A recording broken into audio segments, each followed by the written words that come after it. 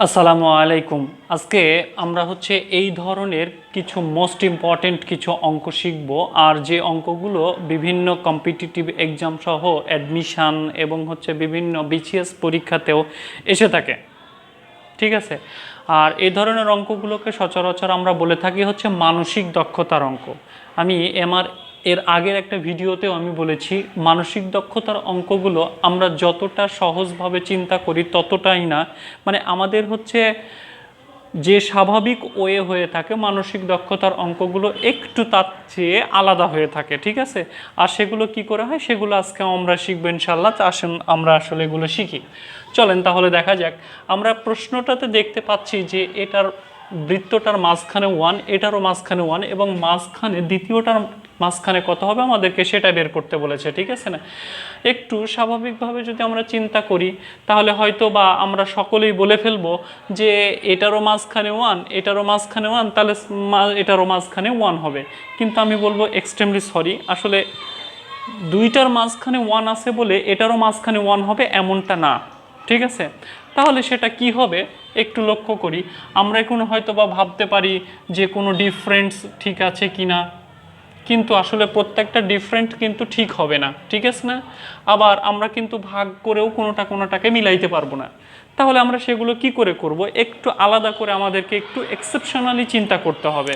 এখন চিন্তাটা যদি আমরা করে থাকি তাহলে কি হয়, আসলে আমরা একটু চিন্তা করি তো দেখি। আসলে এইটা দিয়ে আমাদেরকে এটা দিয়ে যদি আমরা ভাগ করি, 9 দিয়ে যদি 81কে ভাগ করি তাহলে কত হচ্ছে 9 নং 81, তাহলে কত আসতেছে 9, ক্লিয়ার। এবার এই 7 দিয়ে যদি এটাকে আমরা ভাগ করি তাহলে কত আসতেছে 7 আসতে 56, তাহলে হচ্ছে 8। এবার 9 আর 8-এর পার্থক্য কত হচ্ছে 1, তাই এটার মাঝখানে কিন্তু 1 লাগানো হয়েছে, ক্লিয়ার। তাহলে এবার পরেরটার দিকে একটু তাকাই, মানে যেটা দেওয়া আছে সেই মান দুইটার দিকে একটু ফলো করি আমরা। তাহলে এটা দিয়ে যদি এটাকে আমরা ভাগ করি, সেম কন্ডিশন, তাহলে এটা দিয়ে যদি এটাকে ভাগ করি তাহলে 3 নং কত আসতেছে 27, ঠিক আছে। এবার এই 9 দিয়ে যদি আমরা এটাকে ভাগ করি তাহলে 4 নং কত আসতেছে 36। এবার এই দুইটার পার্থক্য কত আসতেছে 1, এই যে এটারও মাঝখানে 1। তার মানে কি এই পদ্ধতিটা অবলম্বন করলে দেখুন আমরা মাঝখানের 1টা পাচ্ছি। তাহলে এবার এটার ক্ষেত্রে যদি আমরা এই পদ্ধতিটা অবলম্বন করি তাহলে কি হয় একটু লক্ষ্য করি। তাহলে এবার এই 3 দিয়ে যদি আমি 36কে ভাগ করি তাহলে কত আসতেছে 12। এবার 9 দিয়ে যদি আমরা হচ্ছে 27কে ভাগ করি তাহলে কত আসছে 3 নং হচ্ছে 27। এবার 12 আর 9-এর পার্থক্য কত, তার মানে কি কত 12 আর 9-এর পার্থক্য 9, তার মানে কি এটার মাঝখানে 9 হবে। আশা করছি বিষয়টা আপনারা বুঝে গেছেন, ঠিক আছে। আমি আবারও বলছি, মানসিক দক্ষতার অঙ্কগুলো আমরা যেভাবে সচরাচর অঙ্কগুলো করে থাকি সেভাবে চিন্তা করলে কিন্তু মিলবে না। আমরা একটু আলাদাভাবে একটু আমাদেরকে চিন্তা করতে হবে, ঠিক আছে। চলুন আসলে আমরা আরও একটা অঙ্ক দেখে আসি, তাহলে সেটা কি হয়, ঠিক আছে। এবার ধরে নেন একটা অঙ্ক হচ্ছে, এটাও একটা এক্সামে আসা অঙ্ক।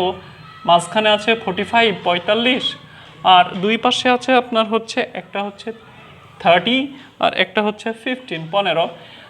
এবার আর একটা অঙ্কের আছে মাঝখানেরটাকে বের করতে বলা হয়েছে, একটা হচ্ছে 25 আর একটা হচ্ছে 19 19। আর আরেকটার ক্ষেত্রে আছে যে 35 মাঝখানে এবং হচ্ছে দুই পাশে আছে 28 আর হচ্ছে 21। এটার ক নম্বরটাতে অঙ্কটা আছে হচ্ছে 36, খ নম্বরটাতে আছে হচ্ছে 32, আর গ নম্বর অঙ্কটায় আছে 31, আর ঘ নম্বরটা আছে 40, ঠিক আছে।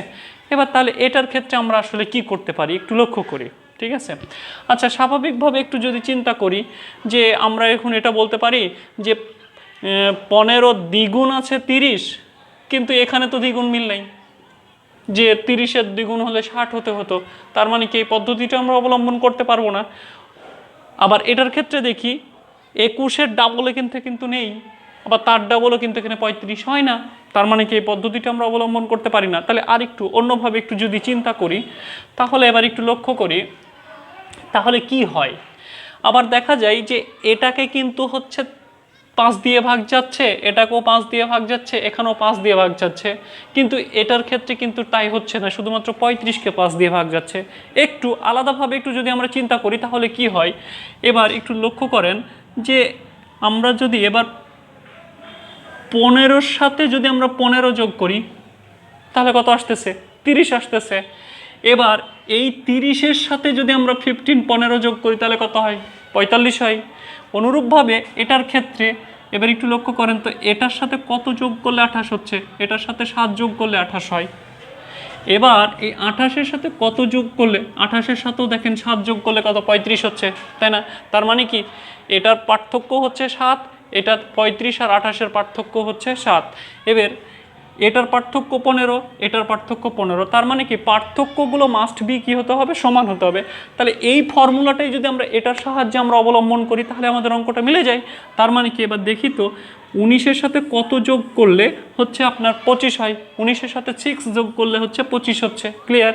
এবার 25-এর সাথে কত যোগ করলে হচ্ছে, মানে 25-এর সাথে তার মানে কি 6 যোগ করে দাও। তাহলে 25-এর সাথে যদি আমি 6 যোগ করে দেই তাহলে দেখুন তাহলে কত আসতেছে? 31।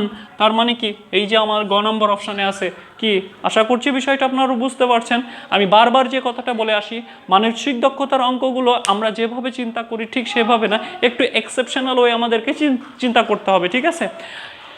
আশা করছি আমার ভিডিওটা আপনাদেরকে অবশ্যই ভালো লেগেছে এবং অনেক কিছুই শিখতে পারছেন। আমার নেক্সট ভিডিও পাওয়ার জন্য অবশ্যই বেল বাটনটা প্রেস করে দেন সাবস্ক্রাইব করে, তাহলে আমার এরকম অনেক অনেক ইম্পর্টেন্ট অঙ্কগুলো আপনাদের কাছে সহজে পৌঁছে যাবে ইনশাআল্লাহ। আপনারা সকলে ভালো থাকেন, সুস্থ থাকেন, আল্লাহ হাফেজ।